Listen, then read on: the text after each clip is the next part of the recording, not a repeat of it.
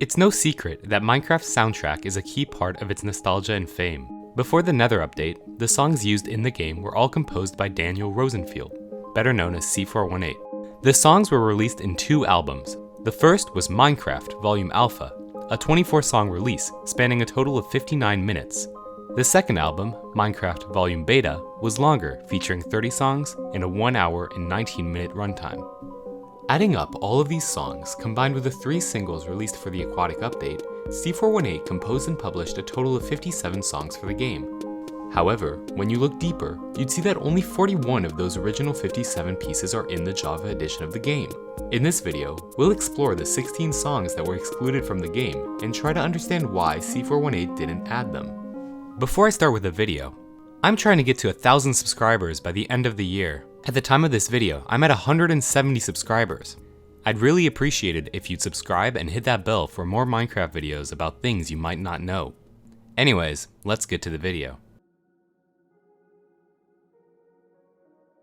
Door is the second track on Volume Alpha. It follows Key, a song that was used in-game. Door has a very memorable melody, which is used consistently throughout this album.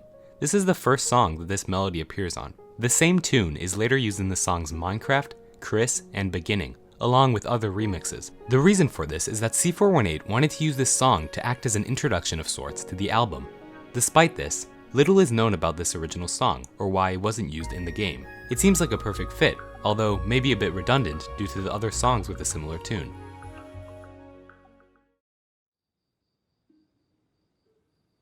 If you've listened to Volume Alpha all the way through, you probably remember the track Death as being an oddity. It's only 41 seconds long, and features in-game sounds of a chicken being killed. This song wouldn't fit in at all as background music, so it makes sense that it wasn't added. It's still an interesting track though, and it does feature a settle melody in the background. Some users also claim to hear silverfish noises in the track, though I haven't been able to hear them. If you were able to hear them, comment down below.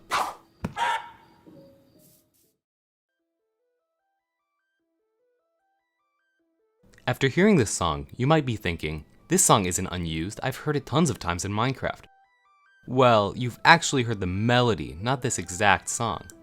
The song you've heard is most likely Moog City 2, the song used in the title screen of the game. That song is a remix of this original, a much more atmospheric version compared to this release. Many players still want this original song back in the game, as it still has a distinctive feel from the remix. The name comes from the Moog synthesizer, an instrument used to make electronic music like this. Interestingly, the original Moog City didn't use the Moog synthesizer, while the remix did. I created the song because I ordered a Moog, but I didn't have it yet, writes C418.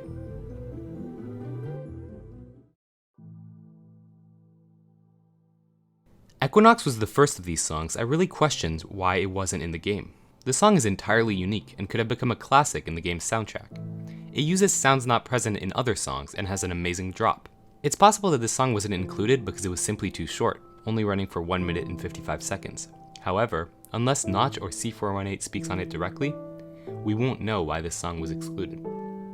This song acts like a sequel to the song directly before it in the album, Oxygen. Just like that song, the titles of these tracks are in French. They are a reference to the French composer Jean-Michel Jarre, who created electronic music under the same titles. This song, like the one before, is another sequel.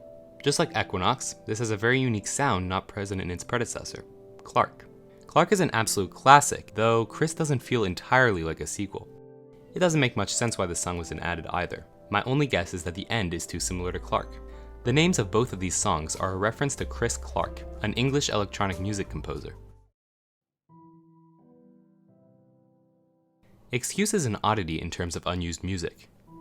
Unlike most of these tracks, C418 has provided a statement explaining why this song was removed. I'll read what he said directly. Excuse was originally intended to be a song for Minecraft's Hell World, the Nether. However, when I started creating this album, I wanted it to be more than just carbon copies of what's in the game. I wanted to give people more. So I ultimately decided that Excuse would be one of the several exclusive songs only to be found in this record. For Java Edition players, this song is completely foreign. It sounds like Cat, but it's obviously a remixed version. However, if you were around to play the Legacy Console Edition, you might remember that this song would be played after the end of the Cat music disc. This made Cat the longest music disc at the time, only on that edition of the game. Funnily enough, C418 didn't even know that 4J Studios had included Dog at the end of the track, and only found out in 2017. Oh, is it? I never knew. Well, someone wasn't paying attention and took material they don't own, he wrote. It's likely that this song isn't included today since it's too similar to Cat. Nevertheless, this song is still unique and interesting. This song is the quote-unquote official end to Volume Alpha. C418 decided to name this song Beginning because he believes that the end is always just the beginning. This song most likely isn't in the game because a remixed version, Beginning 2, is included in Volume Beta and is in the game. The next two entries are probably the most bizarre. It seems like they were never intended to be included in the original soundtrack for the game, and instead were part of a separate album C418 released. This song, Droopy Likes Ricochet, was used in the first ever trailer for the game, but was never actually in the game. This song is the sequel to the last, and is the only song on the entire album to feature lyrics. Once again, this song was never intended to be added to the game, so it's clear why it's not in it today. We've now started the second album, Volume Beta. What's nice about this album compared to the last is that a lot more information about it is available. Starting off is the first track. This song is a reprise of the first song in Volume Beta, Key, this time spelled simply as K-I.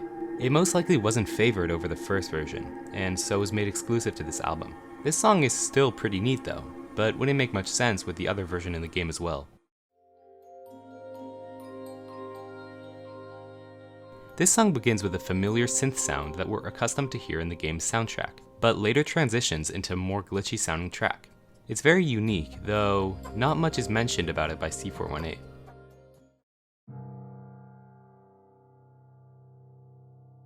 Kyoto is by far my favorite song on this list. Not only is it unique in its melody, but also its choice of instruments.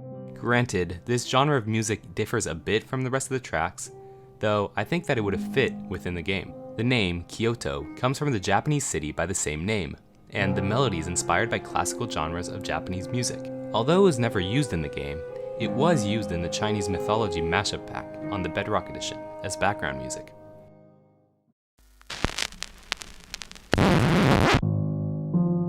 "11" is a very interesting track. It's not to be confused with Music Disc 11, which is in the game. C418 was clearly aware of the fact that people would mistake these two songs, as the beginning of this track features the same record noise as Disc 11 does.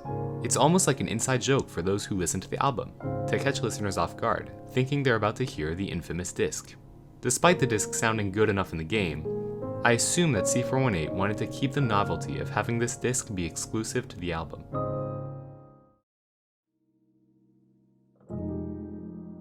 Intro is the final piece of unused music on this album.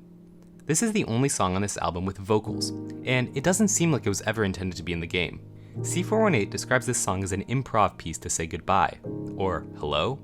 This song is the official end to this album, and is very similar to Beginning from Volume Alpha, in that its name is the opposite of the order it's in for the album.